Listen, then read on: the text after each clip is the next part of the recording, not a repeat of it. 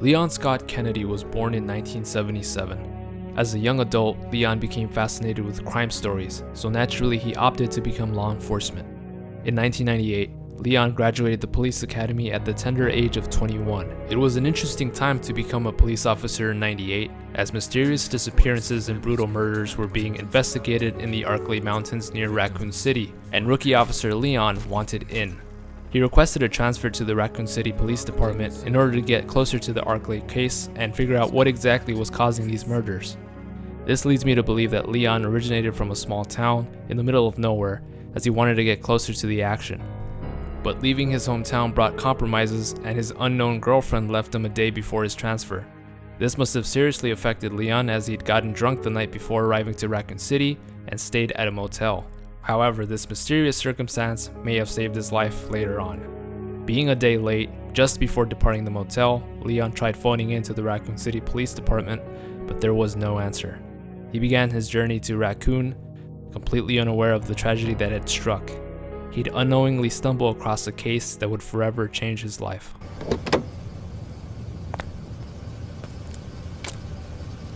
What have we got here? Man, what a mess! What could have done this? What was that? What are these things? All right, that's far enough. Don't move! Don't move. No!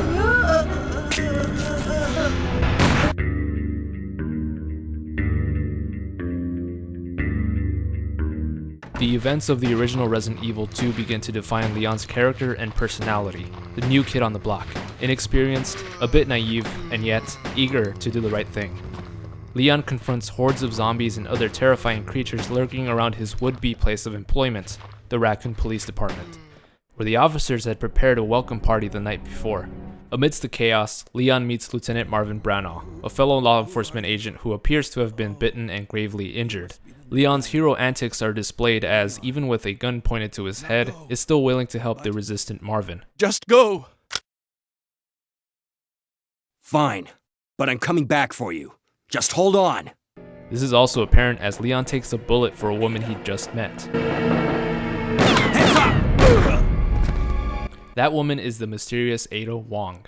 Now, Leon's inexperience shows itself again as he totally believes Ada's story, a survivor that's simply looking for a boyfriend, but in reality, Ada's actually an Umbrella spy working for the bad guys. Leon's not-so-subtle feelings for Ada show up every now and then, and ultimately, those feelings blinded him from seeing what Ada really is, a spy that's doing more harm than good. So Leon's inexperience gets the better of him, and Ada betrays Leon and nearly kills him for a sample of the G virus. What are you doing? You know what this is about, so just hand over the G virus. I don't believe this. Perhaps this was the circumstance in which Leon Kennedy understood that this horrible event was much more than saving lives and surviving. The world of bioterrorism began to seep into Leon's mind, and ultimately, he'd begun to detest Umbrella, and knew he had to take the corporation and others like it down. After Resident Evil 2, Leon is apprehended by the US military, lightly interrogating him on the events that occurred in the Raccoon City Police Department. Impressed with his actions, they offered him a larger role with the US government. Leon saw this as an opportunity to investigate bioterrorism with a bigger magnifying glass. As he'd done so before, Leon wasn't afraid of moving on to bigger things.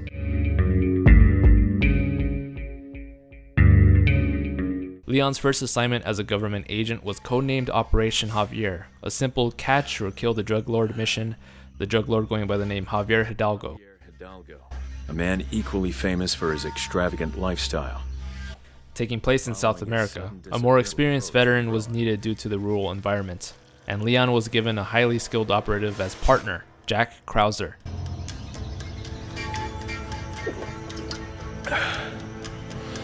So, you think BOWs actually exist? Oh, wait. You said you faced him before, huh? This is my first mission with Krauser. He's a soldier with the U.S. Special Operations Command and has quite the resume of accomplishments in the field. The two set out to South America, and instead of taking down a drug empire, they witnessed a glimpse of the bioterrorism influence. Javier Hidalgo had spread the T. veronica virus throughout his compound and village, and a full-on T. veronica virus outbreak was at hand.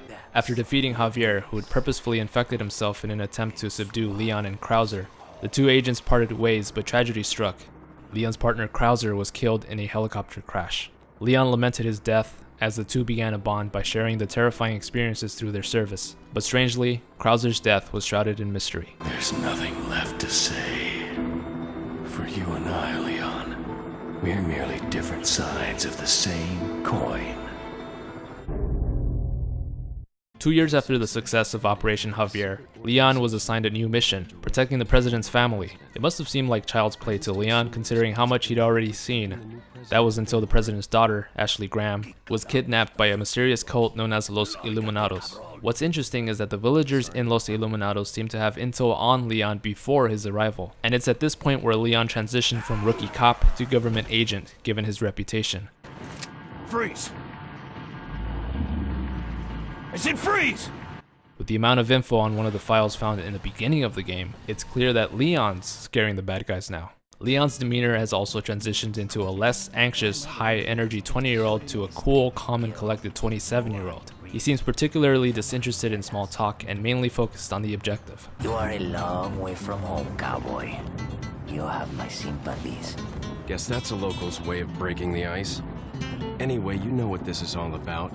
My assignment is to search for the president's missing daughter. His past experiences with bioterrorism must have really dented his well-being, as he recalls the events of Raccoon City not once, but twice. Used to be a cop myself. Only for a day, though. I thought I was bad. Somehow I managed to get myself involved with the incident in Raccoon City on my first day in the force. That is the incident with the viral outbreak, right? Still, dealing with the Los Iluminados is an entirely different ballpark. Leon traverses villages filled with chainsaw-wielding maniacs, a castle with blinded wolverines, and an island filled with Gatling gun-wielding maniacs. Perhaps scarier than monsters is the underlying character arc in Resident Evil 4, Leon's past. Leon. Long time no see. Ada. So it is true. True? About what? You, working with Wesker. Ada Wong returns in Leon's quest, an old friend who at one point was sure that he'd lost. The other coincidentally being Jack Krauser. Been a long time, comrade. Krauser. I died in a crash 2 years ago. Is that what they told you? His Operation Javier partner, who faked his death in order to go rogue, becoming allies with bioterrorist Wesker. These two characters were once close to Leon, once presumed dead, and both come back in one fell swoop. This explains why Leon's so adamant about understanding his past and how differently his life might have been had he not taken that initial transfer to Raccoon City's police department. What is it that you fight for, comrade? My past, I suppose. Umbrella. Regardless of his inner conflict, Leon rescues Ashley and seemed to have found resolve with Ada towards the end of Resident Evil 4. So, who was that woman anyway? Why do you ask? Come on, tell me. She's like a part of me I can't let go. Let's leave it at that. As far as the games go, Leon would take a much-needed break before finding himself in the middle of a new nightmare.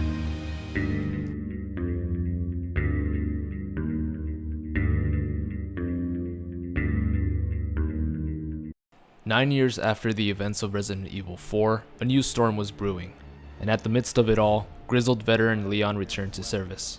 Leon Kennedy, now 36 years old, was finally doing something stable for a consistent amount of years, protecting the president and his family. He was well respected for his efforts in both Raccoon City's outbreak, Operation Javier, as well as infiltrating Los Iluminados.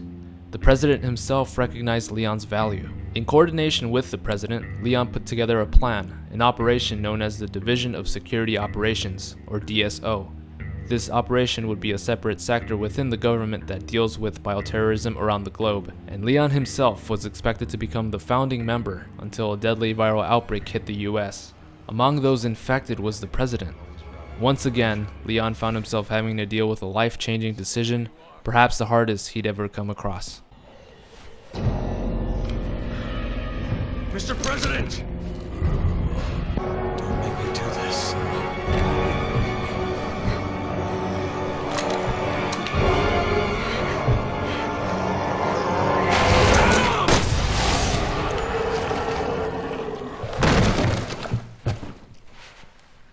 Leon had to neutralize the President of the United States. His past experiences with zombies led him to make the split-second decision. Perhaps a younger version of Leon, circa Resident Evil 2, couldn't bring himself to kill the President in order to save someone else's life. Though he's changed, some things always stay the same. Ada returns once more to further push Leon's do-good attitude in repeatedly covering for covert operations. But this time around, Ada presses the wrong buttons and gets herself in even more trouble, and Leon confronts a pretty good matchup in order to save Ada.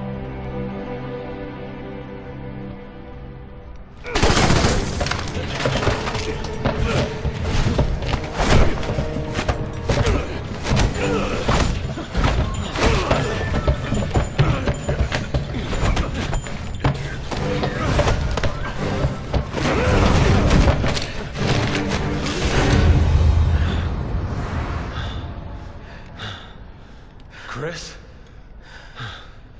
Leon? What are you doing here? Leon and Chris Redfield, two big protagonists in the series, fight it out over who's right and who's wrong. Leon naturally defends Ada here, and his naive side begins to show once again. Does he care for Ada so much that he sees past her evil side? Who can truly say? One thing's for sure, Resident Evil 6 did a good job of showing how imperfect Leon actually is. Though he makes the right decisions most of the time, he also makes the hard wrong ones. She's working for Neo Umbrella. You know what that means? Yeah, I do. And you're still going to protect this woman? I am.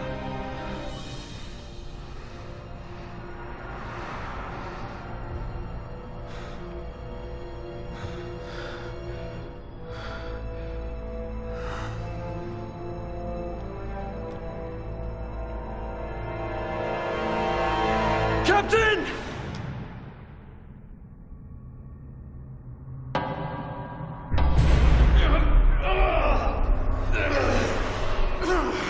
Leon and his new rookie partner Helena Harper put an end to Neo Umbrella in the final act of the game, but there is an interesting choice that Leon makes during the prologue. It's time for me to take responsibility.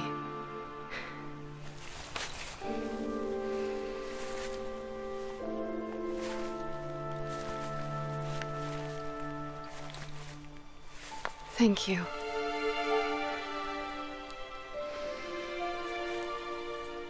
I'm ready.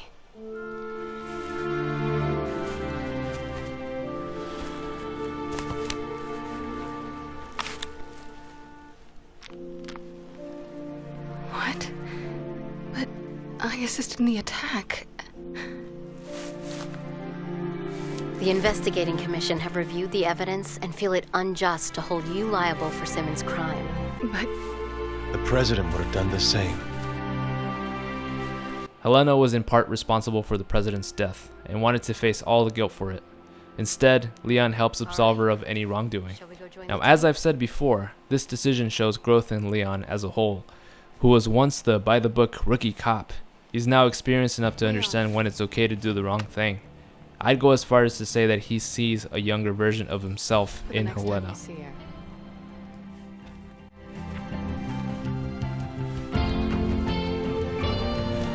Women.